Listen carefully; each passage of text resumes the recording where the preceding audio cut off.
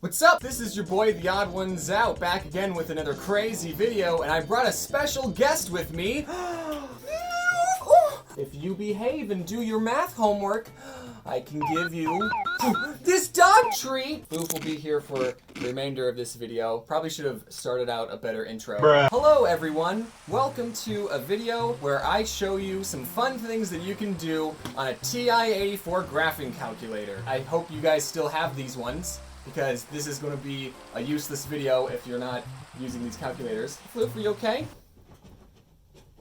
Now some of you might be saying, James, what if I'm rich and I have this calculator? If you have one of these calculators that's all fancy and has a backlight, then this video is not for you because I don't know how to work this one. My mission is to make sure no one is bored in math class. Because when you're playing on your phone, the teacher's like, hey, you, get off your phone. You're supposed to be paying attention. But then if you're playing on a calculator, the teacher's like, oh, look at this kid who's learning things. This is going to be quite a different video than I normally post, but I've had people tell me, James, you could post a video of you watching paint dry, and I'd still watch it, so you better watch this one. Now these fun things I'm about to show you, you don't need to plug the calculator into a computer. You can plug a calculator into a computer and download all these fun games like Mario and Tetris, but who has time for that? I certainly don't. I'm busy doing math homework, and the prom's tomorrow, so you think I'm gonna plug in my calculator and download stuff? No, I'm not a nerd. So let's just jump right into this tutorial. We all know the classic trick of writing 80,085. Haha, it spells boobs. But on a Ti-84 graphing calculator, if you notice how the entire alphabet is in green along the whole thing, what that means is if you press this green alpha button, now the graphing calculator is looking at just the green letters, and you see the cursor has an A in it. That means the alpha button was pushed. So if we press this button, now it has an A, and now we have to press the button again so the alpha thing is there. Now it does B. Something you can do is if you press second alpha, now the A lock is activated, and so now you can write really any word that you want. Poop. Oh, and this right here is the space bar, and then clearing makes the whole line disappear. And then you just press alpha again to get rid of it, and now we're good in the neighborhood. Now I'm going to show you this button called program. What this means is that you can write programs in a calculator. That's right, you got C++, Linux, Python, and a Ti-84 graphing calculator. Don't be intimidated by it. I don't know how to program, and I was able to figure this out just by messing with things. Oh, right here we got program. We have execute, edit, and new. And we're gonna scroll over to new and press enter. Now it's gonna ask you for the name, and if you see here the A is, what's the word? It's flashing, the A is flashing. That means the letters are activated, so now we can type in, we're gonna call it ball. So that's the name of the program. We're gonna press enter. Now, if you see here, this is basically what the programmers call the source code. It was a very good movie featuring Ryan Reynolds. I thought it was very unique. The ending was a bit but what are you gonna do? This is the problem with source code, was that this guy can relive the last 8 minutes of his life, and he has to figure out who bombed this train. And then when he figures it out, the villain wins. The villain's like, yeah, I bombed the train. What are you gonna do about it? And he just goes back 8 minutes and stops him. So, that was source code. This is going to be a really simple program that we're going to be making, so don't worry your little heads off. So here we are in the source code of the program. It's blank right now. When you press program, you get a list of all these things, if, then, else, Fortnite. Just don't touch anything except for display. Then press enter, and you're going to do the exact same thing. For this thing that we're going to be making, you need a lot of displays. I'm just going to say that right now. And if you see how there's numbers along each of the little things, there's a 3 next to the display. If you just press 3, it opens up display. So if you can get a good rhythm to it, enter, program, go to the right, 3. Floof! As you can see, I am a programming master. We're just gonna need a lot of these. I did something wrong, didn't I? Okay, so if you mess up, you can press clear to delete the whole line, or you can scroll over, press delete, and then it deletes it.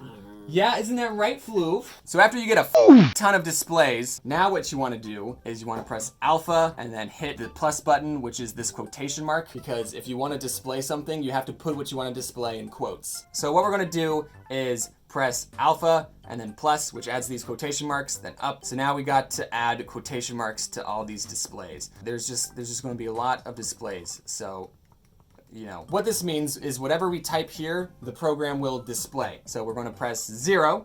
Then we're going to scroll down. We're going to press alpha 0, which is the space bar, and then hit another 0. That's like one space afterwards. Then we're going to put 2 more spaces, add another 0. Then we're going to add 3 spaces and put a 0. You can use the 0 from the previous line as a guide to know where to put the 0. So you just want to always be putting a 0 one ahead of the other.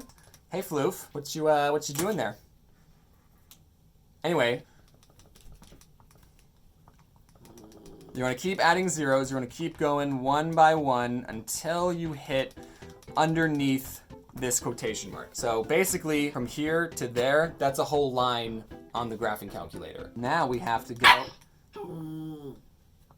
Hey Floof. Now you basically are heading back. The ball is going home. I hope this is entertaining content. Floof will no longer be joining us because she's being loud. All right. Into the void, Floof. So let's just review everything that we've done. We have the 0 basically moving across the screen. It's displaying, it's moving. Then it bounces back.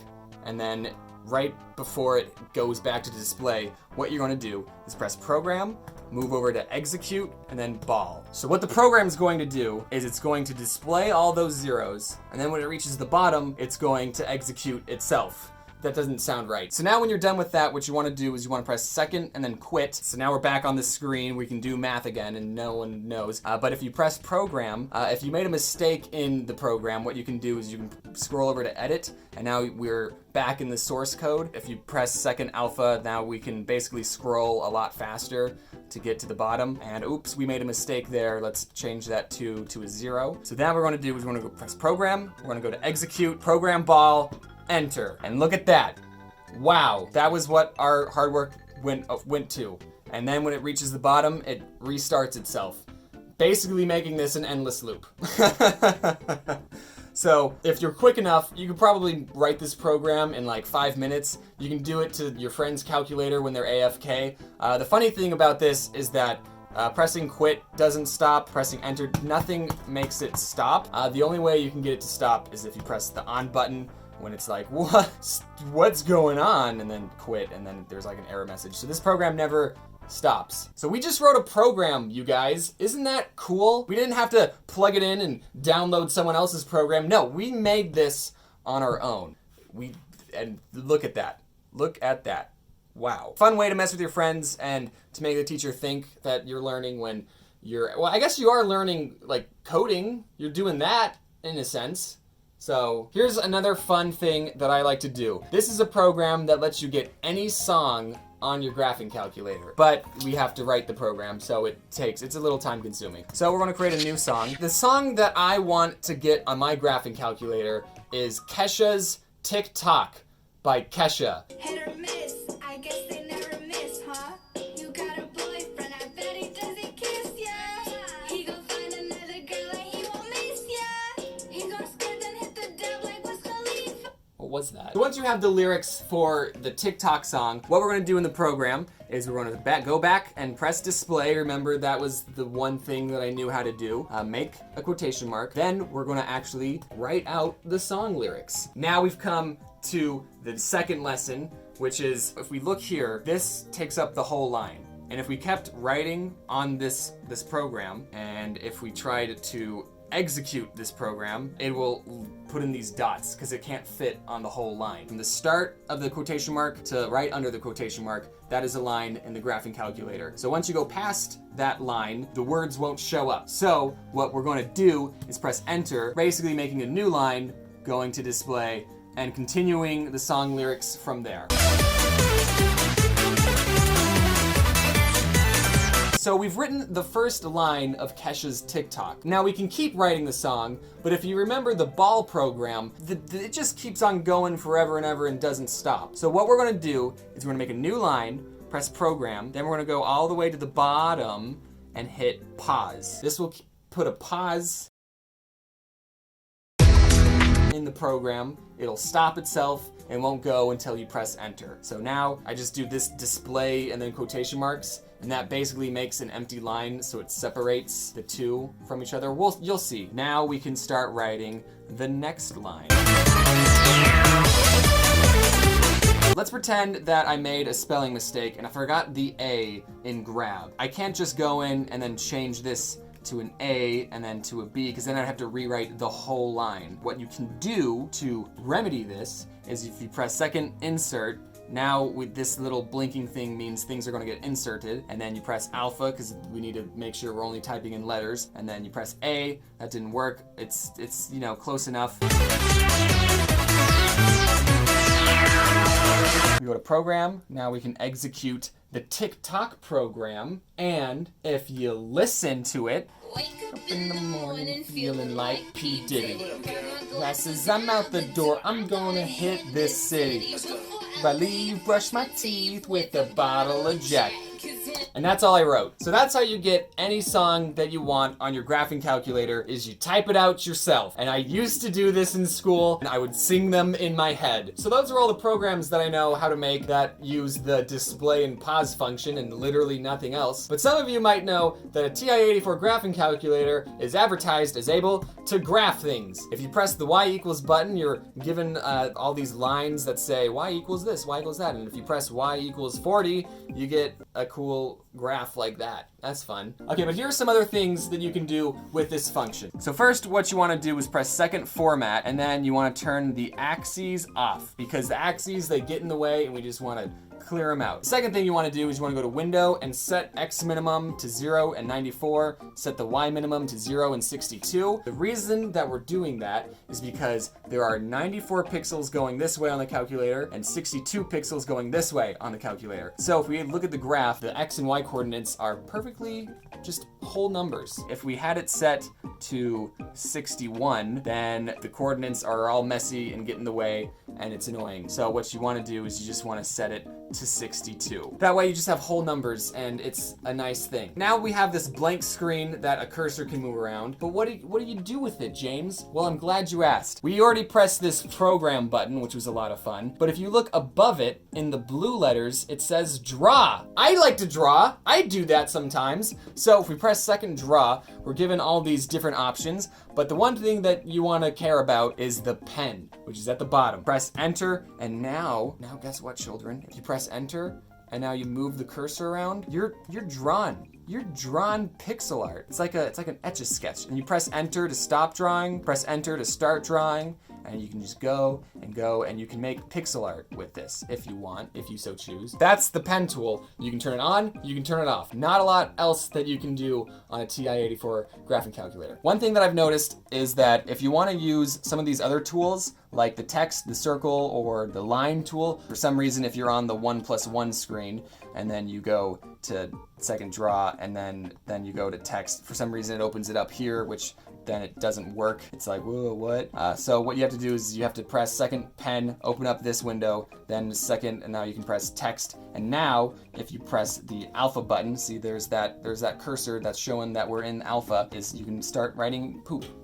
And now it'll write poop. When you type this out, you might be thinking, okay, that's really cool and all, but how do I erase it? Well, children, there's not an eraser button, but I have found a way to erase things. So with the text tool activated and you writing poop and stuff, put space bars everywhere. And that is the only way I've figured out how to erase things on this graphing calculator. And if you ever wanted to like clear everything, you go to the Y equals button, you just graph a line basically. So graph something at 1. If you clear that and then you go back to the graph, it's all clear. That's how you can make pixel art on your Ti-84 graphing calculator.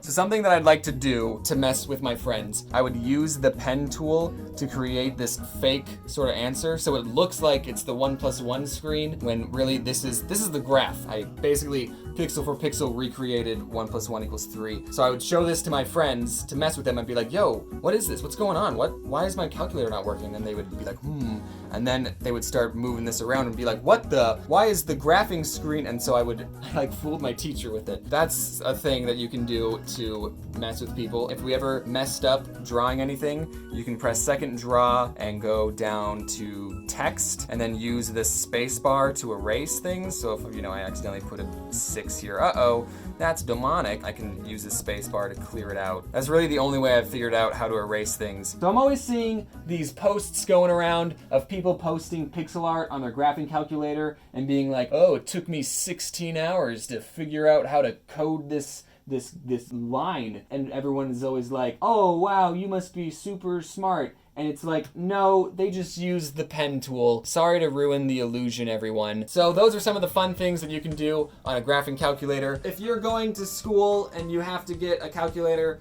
don't worry, because calculators can supply hours of entertainment. And if there's any teachers watching, I'm sorry for making your life more difficult. And if there's any programming teachers watching, you're welcome for inspiring the next generation of programmers. I hope you use your powers for good, you know, make pixel art. Maybe don't do this during math class, okay? Promise. So